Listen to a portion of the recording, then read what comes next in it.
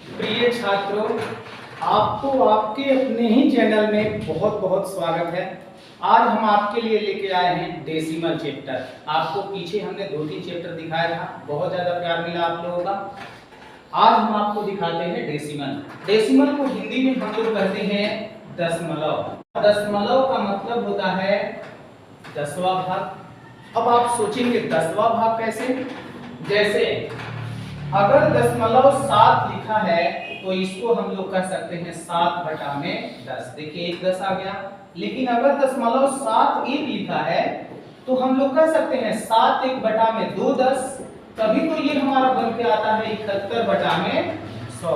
यानी ऊपर जितने अंक के बाद दशमलव है नीचे उतना 10 देना होता है। तो हम लोग जनरली क्या करते हैं, 10 ना देके जितने अंकों के बाद दशमलव है उतना हम लोग 0 बैठा देते हैं। या आप ऐसे कह सकते हैं कि दशमलव का मतलब होता है 10वां भाग। जितना दशमलव है बटा में उतना 10 आप बैठा सकते हैं। अब हम आपको दिखाएंगे दशमलव का जोड़, घटाव, गुना, भागा। तो आप सोचेंगे कि दशमलव का जोड़ तो बड़ा आसान है, आसान ही होता है, लेकिन हर छोटा छोटा क्वेश्चन में छोटा छोटा मिस्टेक के कारण बड़े बड़े नंबर से चूक जाते हैं। इसलिए हम लोग देखेंगे कि दशमलव का जोड़ कैसे किया जाता है। देखिए जैसे क्वेश्चन लिखते हैं कि अगर क्वेश्चन दिया हुआ हो 0.95 प्लस 0.1 का वैल्यू पूछते कितना, 0.95 प्लस 0.1। तो जो लोग एकदम तेजी में रहते हैं वो लिख देंगे 95 प्लस 196, 95 और 196। लेकिन ऐसा होता नहीं है।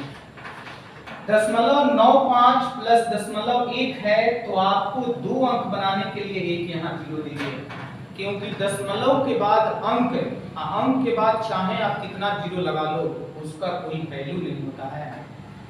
लेकिन यहाँ ऐसे करने से ये पता चल जाएगा कि जोड़ना कैसे है। जैसे 0 और 5 जोड़ेंगे, देखिए 5 हो गया और 9 1 10 हो गया।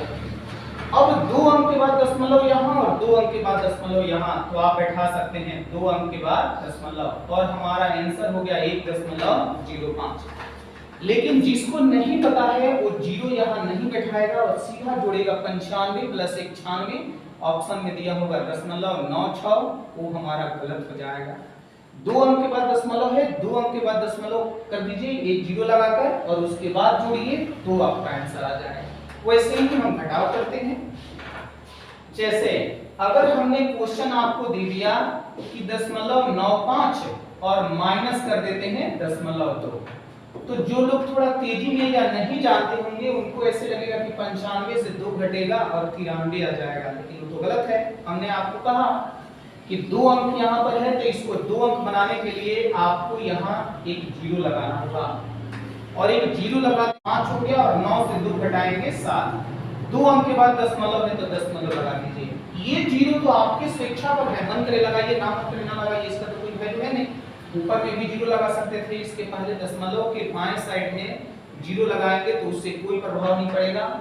और दशमलव के बाद अंक के बाद भी आप कितना भी 0 लगाएंगे उसका कोई वैल्यू नहीं। आपने देखा ये जोड़ और घटाव कैसे करते हैं। जैसे 0.95 गुणा 0.1, एकदम सेम क्वेश्चन जैसे आपको जोड़ घटाव में दिए थे। तो आपको दशमलव को इग्नोर करना है और 95 में 1 से गुणा करके लिख देना है। 95 में 1 से करेंगे तो हमारा बनेगा 95। अब दशमलव देखिए यहाँ 2 अंकों के बाद और यहाँ 1 अंक के बाद, तो 3 अंक के बाद हो गया, यानी दाहिने साइड से 3 अंक के बाद दशमलव हो गया। तो यहाँ 9 5 और यहाँ पर आप एक 0 लगाएंगे तब दशमलव, ये हो गया हमारा आंसर 0.095। लेकिन लोग मिस्टेक से क्या करते हैं वो भी देख लेते हैं। देखिए ये हमारा हो गया सरासर गलत। 0 जो हमारा बढ़ता है बाएं साइड में, जहां हम लिख रहे हैं उसके बाएं में, दाहिने में अंक के बाद जितना भी 0 लिख दीजिए उसका तो कोई वैल्यू होता नहीं है। तो ये हमारा गलत हो जाएगा और ये हो गया हमारा सही। वैसे ही अगर इसी क्वेश्चन को हमें भाग करना होता, यानी 0.95 बटा में 0.1, तो हम लोग क्या करते, तो ऊपर अगर 95 है बटा 1 है तो 95 में 1 से भाग लगा कर लिख देंगे, ये हमारा 95। अब रहा दशमलव का, तो ऊपर देखिए 2 अंकों के बाद, नीचे 1 अंक के बाद दो अंक में से एक अंक घटा दीजिए और एक अंक के बाद यहाँ दशमलव बैठा दीजिए। देखिए ये बन गया हमारा 9.5। यानी गुणा में जैसे हम जितने अंकों के बाद दशमलव होता है सारे को जोड़ के तब बैठाते हैं, वैसे भागा में भाग लगा देते हैं। ऊपर 0.95 और नीचे 0.1। ऊपर 2 अंक से नीचे वाला एक अंक घट गया और फाइनली देखिए एक अंक के बाद दशमलव लग गया। ये हो गया हमारा आंसर। देखिए हमने दो क्वेश्चन लिख रखा है 0.832 बटा 0.01। अब हमें इसे भाग लगाना है, तो हम दशमलव को इग्नोर करेंगे और 832 में सिर्फ एक से भाग लगा के और लिख देंगे 832। अब गिनेंगे, ऊपर हमारा 3 अंक के बाद दशमलव था, नीचे 2 अंक के बाद। अगर ऊपर 3 अंक के बाद नीचे 2 अंक, तो नीचे वाला 2 अंक जाके 3 अंक से घट जाएगा और 1 अंक के बाद दशमलव लगेगा। दाहिने ओर से गिनने होते हैं और 1 अंक के बाद आप दशमलव लगा देंगे, आपका आंसर बन के आ गया 83.2। जब ऊपर ज्यादा हो दशमलव अंकों की संख्या तो ऊपर वाले में से नीचे वाला घटा के उतने अंक के बाद दशमलव। लेकिन इसी क्वेश्चन में देखिए 832 और नीचे वाला हमने ज्यादा कर दिया, तो भी इसको जैसे इसको कटाए हैं वैसे इसको भी हम कटा देते हैं और कटा के आप लिखेंगे 832 ही। लेकिन ऊपर 3 अंकों के बाद है और नीचे 5 अंक के बाद, नीचे वाला ज्यादा हो गया यानी हर में ज्यादा हो गया। तो नीचे 5 ऊपर 3, तो 5 से 3 घटेगा 2 अंक। तो जब नीचे वाला ज्यादा हो जाता है तो 2 जीरो यहाँ बगल में लग जाएगा और ये देखिए हमारा आंसर आ गया 83,200। ध्यान देना है, दोनों क्वेश्चन इंपॉर्टेंट है। जब ऊपर ज्यादा होगा दशमलव लगेगा, जब नीचे ज्यादा होगा तो उतना जीरो लग जाता है। ये हो गया हमारा। देखिए दो क्वेश्चन हमने लिख रखा है, एक के अंक बटा में 100 किए हैं, भाग लगाए हैं 100 से और यहाँ 100 से गुना। एकदम चुटकी में आप हल कर सकते हैं, बस ध्यान दे दीजिए। आप किसी भी दशमलव वाले अंक में जितने जीरो से भाग लगाएंगे दशमलव बाएं साइड में भागेगा, जितना जीरो से दशमलव बाएं साइड में, और जितना जीरो से आप गुना करेंगे उतना दशमलव दाहिने साइड में भागेगा। तो कुछ नहीं करना है, इसका पूरा अंक लिख लीजिए 3 4 5 9 2। और देखिए एक अंक के बाद दशमलव है और अभी हमने कहा कि भाग लगाएंगे तो बाएं साइड में 2 जीरो है, एक अंक के बाद है 2 जीरो, तो बाएं साइड में जाएगा तो 3 अंक के बाद। तो देखिए एक अंक और ये 2 अंक यहाँ से खिसक जाएगा और यहाँ पर जाकर दशमलव। एक बार फिर से, दशमलव यहाँ है 2 जीरो से भाग लगाएंगे तो 2 अंक बाएं साइड में, एक ही अंक है तो एक जीरो लगा के 2 अंक बना लेंगे। देखिए एक अंक है, एक जीरो लगा के 2 अंक बना लिए, जीरो से जितने जीरो से जाएगा बाएं साइड। लेकिन जितने से गुना करेंगे उतना दाहिने साइड में जाएगा। जैसे ही दशमलव दाहिने साइड लेके जाएंगे 2 जीरो है तो इसका दशमलव खत्म हो जाएगा और ये बन जाएगा 34,592। देख लीजिए 2 अंक दाहिने साइड में जाएगा, कोई अंक नहीं है, खत्म हो गया, इधर जीरो नहीं लगता है। लेकिन यहाँ पर बाएं साइड में जाएगा तो एक जीरो लगा के 2 अंक बनाने होंगे और दाहिने साइड में जाएगा। देखिए अगला क्वेश्चन। अगला क्वेश्चन एक बार हमने स्क्वायर किया है 1 अंक के बाद दशमलव देकर, और एक बार हमने क्यूब किया है 2 अंक के बाद दशमलव।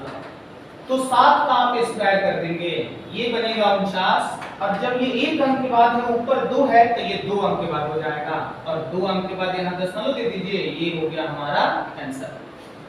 लेकिन यहाँ 2 अंक के बाद है और ऊपर पावर में 3 दिया है तो 3 का 3 हमारा बनता है 27, तो हमने 27 लिख दिया। और जब 2 अंक के बाद है ऊपर 3, 2 अंक के बाद है ऊपर 3 तो गुना हो जाएगा 2 तिया 6 अंक के बाद। और 6 अंक बनाने के लिए 2 अंक है तो यहाँ पर आपको 4 जीरो बैठाने होंगे। देखिए 4 जीरो बैठा दिए, अब यहाँ पर दशमलव दीजिए, ये हो गया हमारा आंसर। यहाँ जितने अंक के बाद होता है उसमें जो पावर दिया रहता है उसमें हम लोग गुना कर देते हैं और उतने अंक के बाद यहाँ दशमलव। देखिए 2 में 3 से किए 6 अंक के बाद, 1 में 2 से किए 2 अंक के बाद। ध्यान रखें 4 रहे 5 रहे कोई भी रहे मल्टीप्लाई कराइए, उतने अंक के बाद दशमलव दीजिए। अगला यहाँ देखिए इसमें हमारा 2 छुपा हुआ रहता है तो 4 आसानी से हम निकाल लेंगे। 4 के लिए हमारा निकल के आएगा 2। अब यहाँ जितना अंक के बाद दशमलव है, यहाँ वाला 2 जाके उसे डिवाइड करेगा। जैसे ये 4 अंक के बाद है और इसमें 2 छुपा रहता है, तो 4 में 2 से भाग लगेगा और दशमलव सिर्फ 2 अंकों के बाद बैठेगा।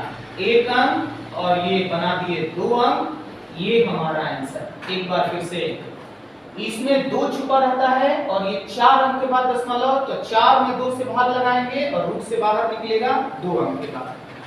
लेकिन यहाँ देखिए 8 के लिए तो हम 2 निकाल लेंगे और ये 3 अंक के बाद दशमलव और यहाँ 3 लिखा हुआ है, तो 3 अंक के बाद और 3 में भाग लगाएंगे तो 1 अंक के बाद, और यहाँ हमारा आंसर बन गया दशमलव 2।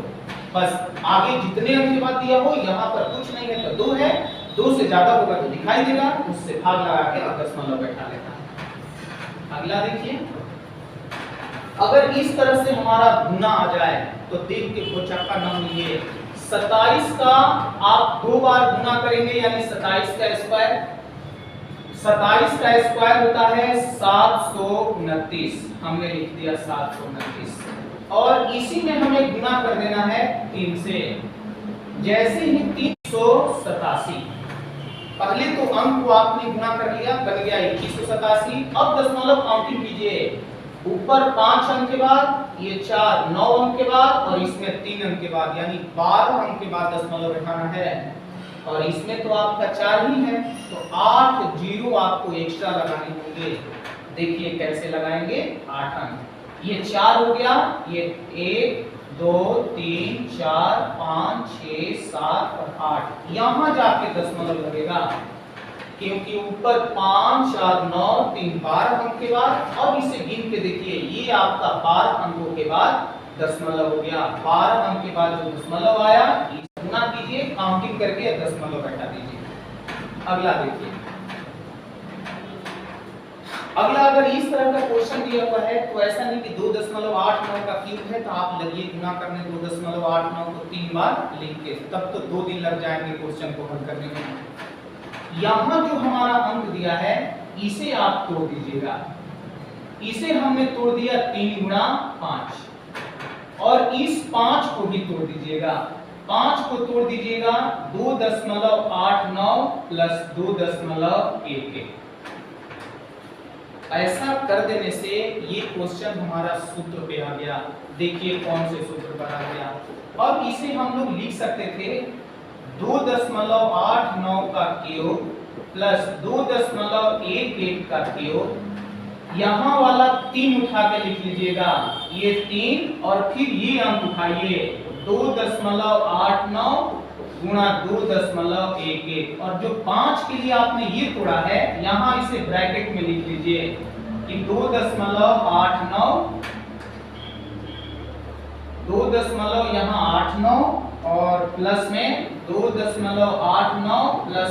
इससे हमारा फायदा क्या होगा, ये सूत्र पे आ गया a cube plus b cube 3ab और ब्रैकेट में a प्लस b। ये सूत्र होता है हमारा a प्लस b के होल क्यूब का, और जैसे ही इसको आप जोड़ेंगे ये हमारा 5 बन जाएगा और 5 का क्यूब बन गया 125। 125 आ गया हमारा आंसर। ये तो हमने आपको समझाने के लिए इतना तोड़ा था, वरना आप एक ही बार सूत्र यहीं से देख सकते थे, a cube b cube 3ab और a प्लस b। तो आपको सीधा ये सब कुछ करने की जरूरत नहीं है, a प्लस b जोड़ते 5 आ जाता और 5 का क्यूब यहीं पर लिख देते हम तो 125 आ जाता। एक बार ध्यान से देख लीजिए, ऐसा अगर क्वेश्चन है तो एक बार समझे रहेंगे, कहानी रहने देते हैं। नेक्स्ट क्लास में आपको इसका बहुत सारे इंपॉर्टेंट क्वेश्चन दिखाएंगे। धन्यवाद।